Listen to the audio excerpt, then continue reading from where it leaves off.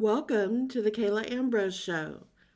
I'm your host and your travel guide to the other side, Kayla Ambrose. Welcome back. Today, I want to talk about psychic ability. Do you have psychic ability? How to tell if it's getting stronger, and what you can do to make it stronger if you're interested. So, I believe everyone has psychic ability. There's layers and levels of it. And I explain this often to students saying everyone has an ability to play sports, for example. But some people will step up to bat at a baseball game and strike out. They're still playing the game, they just happen to strike out.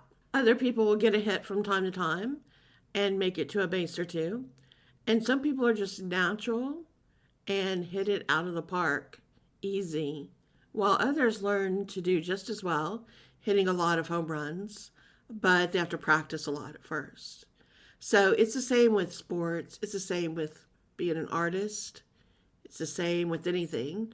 Some people, it happens naturally, some people, it takes a lot of work and they get there, and some people just never really quite are able to connect with it. Intuition is the same way. And intuition is something that's given to all of us. And I explain this to a lot of men that I teach that are in fields where they have to rely on their intuition, even though they don't really know that's what it is. They call it a hunch or a gut feeling, like police officers, military, emergency rescue, firefighters. They thrive more on their gut hunches than they may admit. And really, what that is their intuition telling them, go here, go there, don't do this. I think what you're seeking is over here. And so I've shown some of these people how to trust those feelings, and even some of them to even learn how to sense the aura, the energy field, to see what's going on with people and to be able to read them better, to question them or solve a problem and other things like this. And so they've realized that intuition is just another part of who we are. And when we learn to work with it, it can help us very much. Now, intuition versus psychic ability is a little different. I describe intuition as having a feeling. You're talking to a person and you know something's not quite right. You don't know what it is, but your intuitive senses are going off saying, that person's not being quite honest with me. This person's hiding something. This person's upset and I don't know why. So your intuition is telling you a little bit stronger than just your emotions that something is going on with the person, and you're able to read that. The difference between intuition and psychic ability is with psychic ability, you can read what's going on. You sense that this person's lying, and then you can read what they're lying about. You sense this person's upset about something, and then you can tune in to see what it is that's bothering them. So that's intuition is kind of like the base level, and then there's different levels of psychic ability of how far you can go and where you can delve in. And this goes from what I call level 1 psychic, where you can kind of read the surface of what's going on around a person. And some psychics aren't really trained very well, and they will call themselves psychics, but they don't really know what they're doing, and they don't know any better to know that they're not doing any better. I call these level 1 psychics. So when you go to one of those psychics, they may rely on other tools to help them, which is fine, like tarot cards. But when it comes to their ability, they're really able just to read the thoughts the person is having. And that's because people, when they think about things, it doesn't stay inside. It's emanating through their aura and around their energy field. So if a person comes to a level 1 psychic and they've been worried for weeks that their partner is cheating on them, and they're thinking about it all the time, I think my partner's cheating, I think my partner's cheating. So they go to a psychic to see if they can find out their partner's cheating. Well, level 1 psychic isn't prepared to know the difference. So when they pick up on the thoughts around the person, what they hear is, I think my partner's cheating. I think my partner's cheating. And so the psychic says, oh, your partner may be cheating. And so then the person getting the reading goes, oh my gosh, I knew it. Now, there's no confirmation if that's right or not, because the level one psychic is just picking up on the thoughts and the concerns. Maybe it's right because maybe the person who came to the psychic is intuitive themselves and have been picking up on that intuitively, like a lot of people do. We kind of know when our partner's not being completely open and honest with us and when they're being sketchy. So maybe it's right, and the person thinks, well, that was a great psychic. They picked up on that, when really they were just reading your thoughts. As psychics get trained in advance to grow their skills, they learn to do a lot of other things. And I talk about those more advanced levels with things that I do, like when I visit the Akashic Records. I learn to see the cords connecting each person, their higher self. When it comes down into the body and you're born, you have cords that you bring with you that connect between your body and your higher self on the other side. And so I learned how to follow those cords up into the other side, into the spiritual planes, and communicate with that person's higher self. And then to follow those cords into their Akashic Records and to read what's going on with them, what they came back to experience and learn and do in this lifetime, and what other lifetimes have been building up to put them in these predicaments they're in now, and what's coming for them in the future based on what they've been doing with this information that's being funneled back into the Akashic Records. That's a higher level psychic.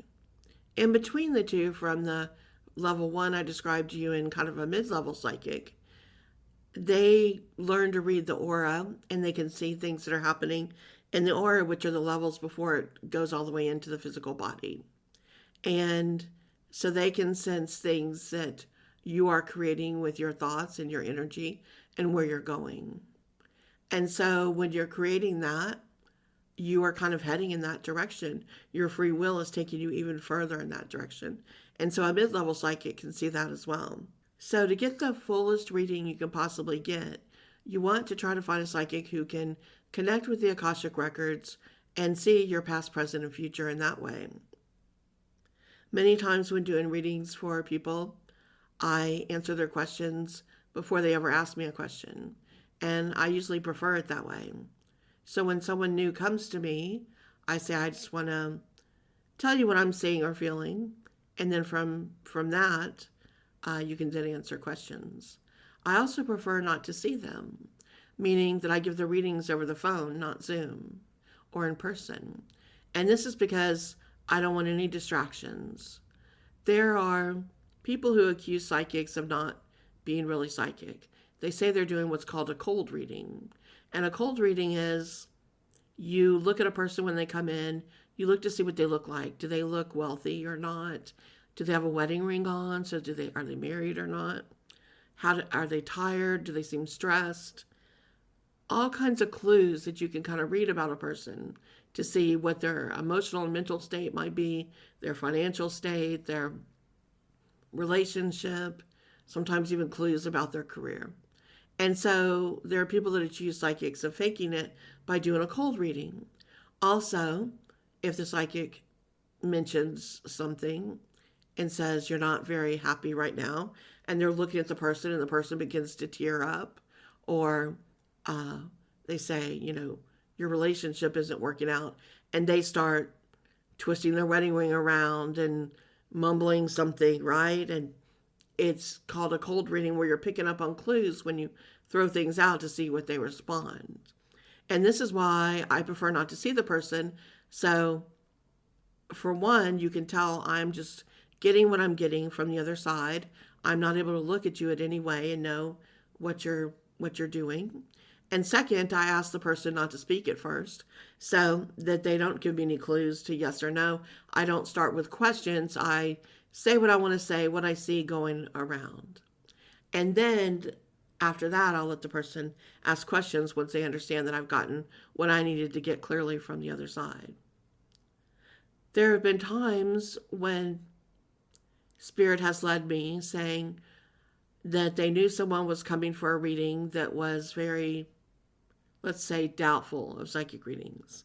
So not too long ago, they told me that someone was being referred to me that didn't really believe in this. And they said, here's what we'd like you to do. And so they had me tune into the person and what they were coming to get a reading for. And then they had me write down the answers to all the questions that they were going to come with and to write these answers down on a notebook. So when I sat down to have the reading with them, they were one of the few people I've had in the past couple of years who actually I was going to see in person. They were happened to be in town where I was and had asked specifically for this, and I agreed to because Spirit said this is for their benefit as well, for them to see that there is such thing as psychic ability. So I hadn't spoken to them. They came in and I said, I'm going to give you the answers to your questions before you ask. And I said, but before I even give you the answers, like explaining them out loud, I'm going to hand you this piece of paper where I've already written down the answers to the questions that I believe you have, and we'll talk from there. So I wrote the page out of my notebook, gave them the answers, and then explained the answers one by one, what those questions would be. And it shocked them, to say the least, because it was every question they had intended to ask me. Specific questions, like they had a city that they were considering moving to that they had not mentioned to anyone, especially me, and I'd written that exact city down of where they would be moving to. There were specific questions about career and things and what was going on and what was holding them back, and I'd written down the exact incident that happened and what was holding them back. So it was the type of information they couldn't dispute, and it really changed their thoughts about, is this type of stuff really true? I don't like to do that too often. It takes more energy, and as a psychic, and any type of thing you do, there's a payment for what you do. There's no such thing as a free lunch.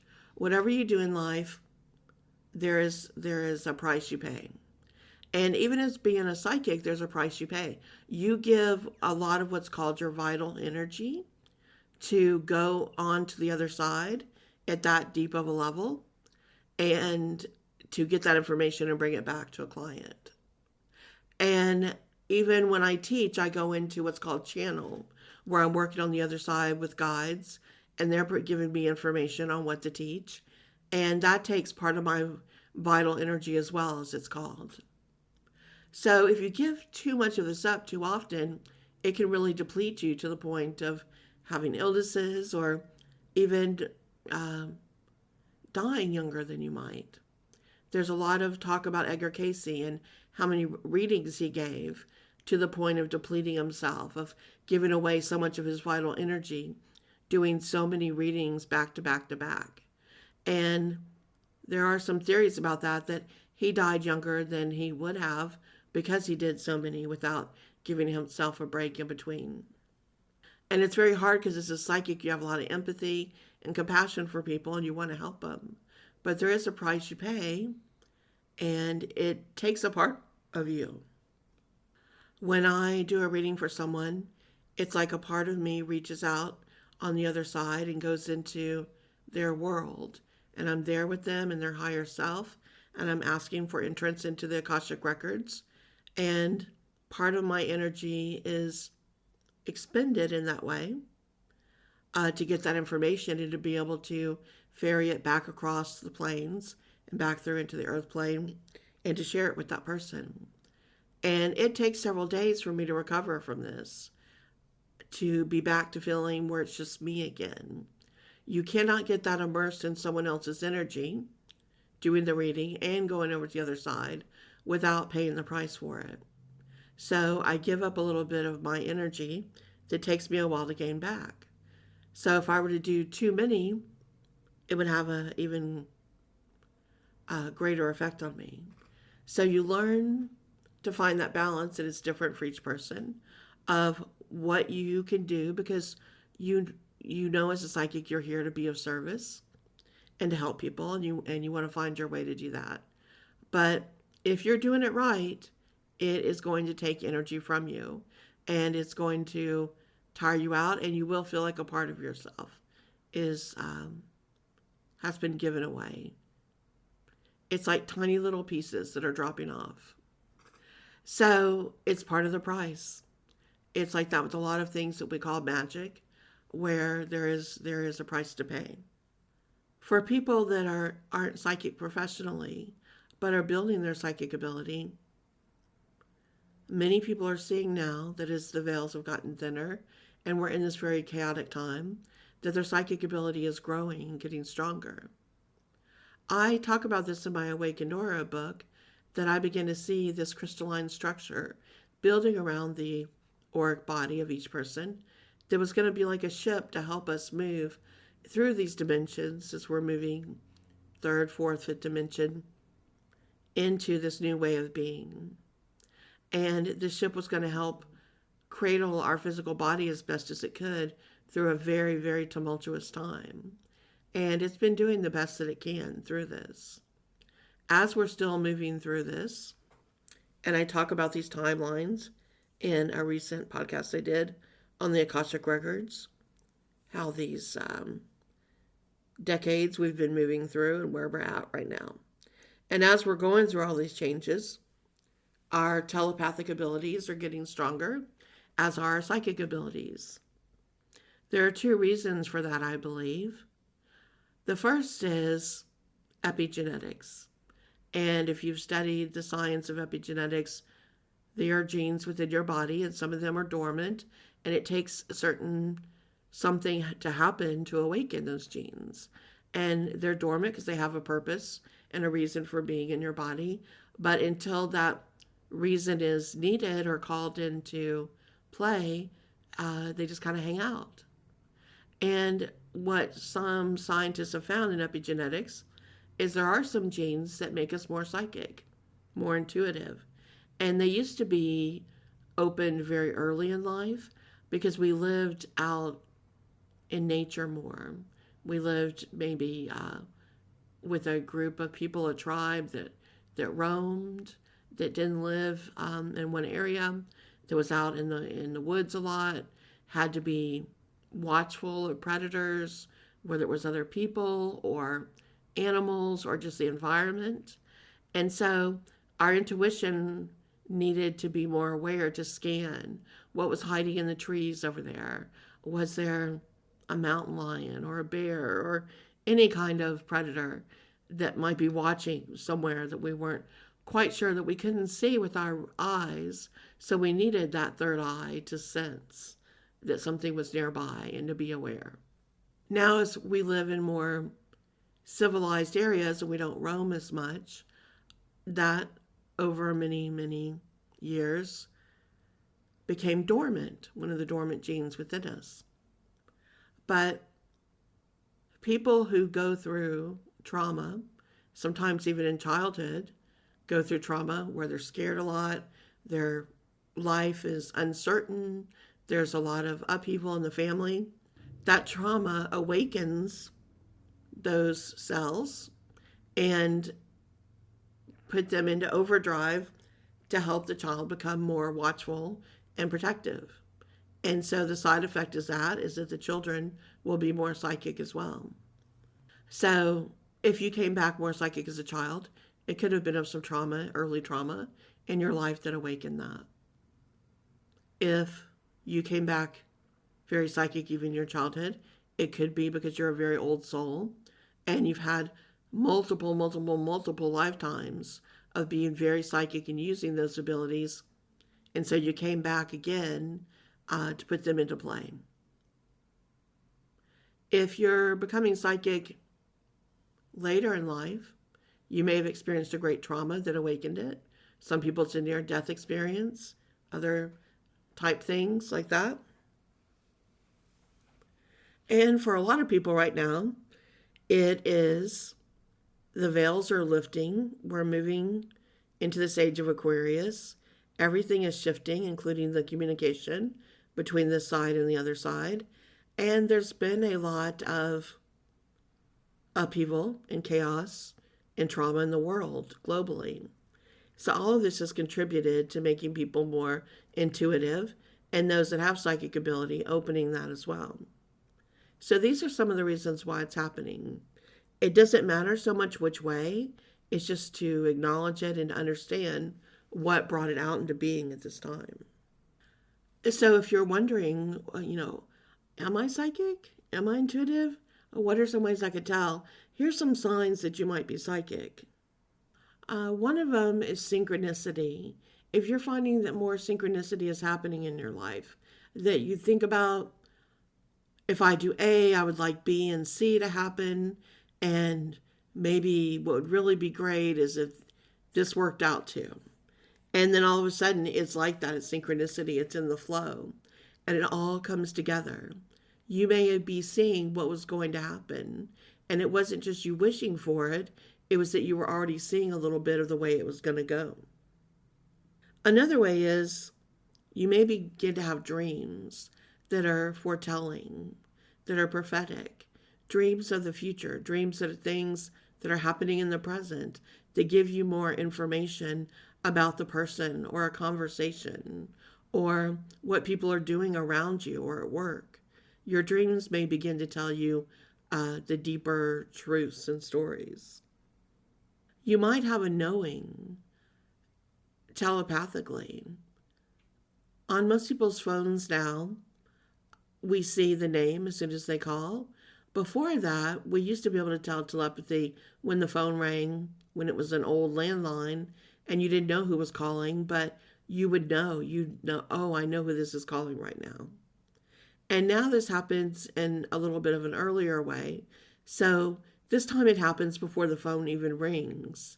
So it could be, from anything from 10 seconds to 10 minutes before the phone call that you know that someone is about to call you and you know who that person is and you know that you're going to hear from them very soon. Or you may even be thinking about them so much that they called you out of the blue when you weren't expecting a call. That's telepathy increasing. You may walk into a room and feel people's energy and their emotions. You don't know what was being said in the room or what was happening, but you can feel if the air is thick and uncomfortable, or if people are excited about something, or if people are attracted to each other. All of those things, you feel it very thick in the air, and you can read the room really easily, knowing what's going on. You might also have psychometry, which is when you pick up an item that belongs to someone else, and when you hold it, you can see or feel something that happened when that object was around. It could be something emotional between that person and another. It could be something that happened to them. Psychometry is getting stronger than ever, with people being able to pick up items and to see what's going on with the person that last owned that item. It's why I've always been very careful about ever having any used items in my home or antiques, because if those antiques weren't in a happy home, they're going to exude that energy, and I don't want that in my home. Same with a used item. If it wasn't in a loving, happy place, it's carrying all that kinetic energy that was directed in the home, the anger, the fighting, the troubles, the worries. And I don't want to bring all those doubts and worries and anger into my home either. So it's very helpful if you have psychometry that you can pick up on those items before you decide to bring that used item home. And you may also have spirit guides that begin to talk to you and connect with you. Or maybe you've seen a ghost. They're very different, a ghost versus a spirit. Ghosts are stuck on the earth plane where spirits move back and forth. And spirit guides have permission to come through to help you and to engage with you on an even bigger level. So you may be seeing or sensing someone like that in spirit who's trying to come through and connect with you. So I mentioned tarot cards, that I think they're really great to use when tapping into your psychic ability as well. The symbols in the cards really help you connect on a subconscious and higher consciousness level about what's going on with the situation. Many times when you get information psychically, it's not perfect, it's not perfectly clear. You're learning how to be a better interpreter, and how to bring that information in and how to make sense of it and how it's being communicated to you by the other side, which can be in different forms, can be clearer sometimes more than others. So the cards sometimes can really help you hone in and get some more information as to exactly what's going on. Another thing that a lot of people like to use are crystal balls. Now, we've all seen the Hollywood interpretation of the madam with her crystal ball, her hands swirling around it, saying, let's see what the ball has to tell you. That's not exactly how it works. The crystal ball itself is not magic. You actually are the energy. You're the receiver. But a quartz crystal ball, just like quartz crystal, if you're into crystals, you know that quartz amplifies whatever energy is put into it. So if you put the energy into the crystal ball to amplify your psychic ability so that you're able to see things more clearly and you're gazing into that ball with that amplified thought and direction, then the chances are it's going to reflect that back and help you see more clearly what's going on in the situation that you're trying to read. It doesn't have to be a crystal ball. This has been done for thousands of years. A lot of people would gaze into water, like a still water, and use that as a reflection to do that. There were many people who would use a bowl of water or a bowl of ink, dark ink. Nostradamus was known to gaze into a bowl of water and to use it as a reflecting surface to get more information. There are psychomantiums, if you've heard about them, that are built. They're dark rooms that you go into, and there's a mirror where you can gaze into the mirror and the reflection and ask questions and see what comes through as well. So quartz balls are one of the ways, but any kind of reflective surface can work as well. But the crystal ball does have the extra advantage of magnifying that energy and intensifying it, which can be a lot of help. In my book, The Awakened Psychic, which is the second book in that series, the first is The Awakened Aura, to help you become aware of your aura and the energy cords that connect to it and how they go up into the Akashic Records. In the second book, The Awakened Psychic, I talk about all the types of psychic ability, including all the clairs, as they're called, clairvoyant, clairaudient, all of those types. And then I give a lot of exercises and information how to develop and go deeper into your psychic ability. So if this interests you, you might want to check it out, The Awakened Psychic. And if you want to go further, I have online courses. I have 6 weeks of Aura School that you can study online with me, and then 6 weeks of Psychic School that go deeper into all the topics that I taught about in each of those books, the second book being The Awakened Psychic. Here we are once again, another podcast come and gone. That's as much as I can share today. But as always, go check out my website, exploreyourspirit.com, where you'll find out more about those books I mentioned and my courses on there. And sign up for my free newsletter to get information about other courses coming up, including Akashic Records School. So sign up there so you'll get all that information. And if you like the podcast, please subscribe so you don't miss any of the episodes. Thank you for taking this journey with me as we explore your spirit. I'm so happy to be your travel guide to the other side. This is Kayla Ambrose signing off.